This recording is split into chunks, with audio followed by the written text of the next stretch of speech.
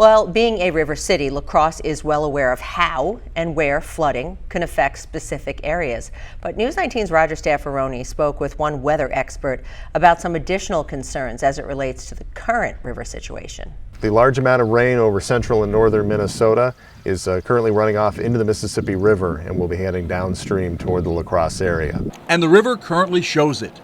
In La Crosse, the minor flood stage is posting at just under 12.5 feet.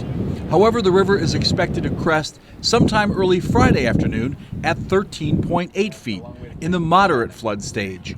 The conditions that have set this up are some well above average rainfall here over the past several weeks, both in our area and upstream in Minnesota.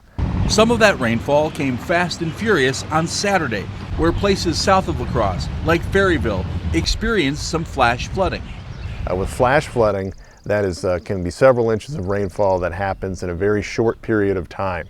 The rain runs off very quickly, and you can have low areas or well-paved areas start to have rapid water rises and rapid flowing water. The gradual type flooding is also having an effect in some areas, currently closing down several trails along the marsh and the levees in Riverside Park. We have several trails within the La Crosse River marsh that are closed due to high water. So we're asking the trail users to forego their use of the trails during this time. Grand Crossing, Willow, Cottonwood, and Vietnam Veterans trails are closed.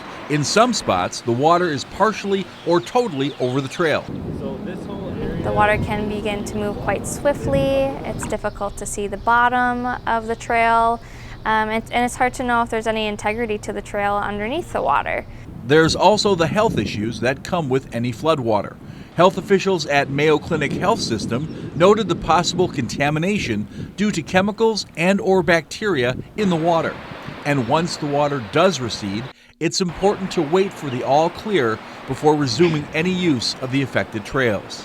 So once the water recedes, our staff does need a little bit of time to get out still and to assess the conditions of the trails and determine that they are safe for people to resume use on again. In La Crosse, Roger Staffaroni, WXOW News 19.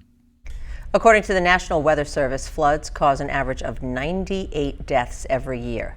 And when driving or approaching any flooded area, they say always remember to turn around, don't drown.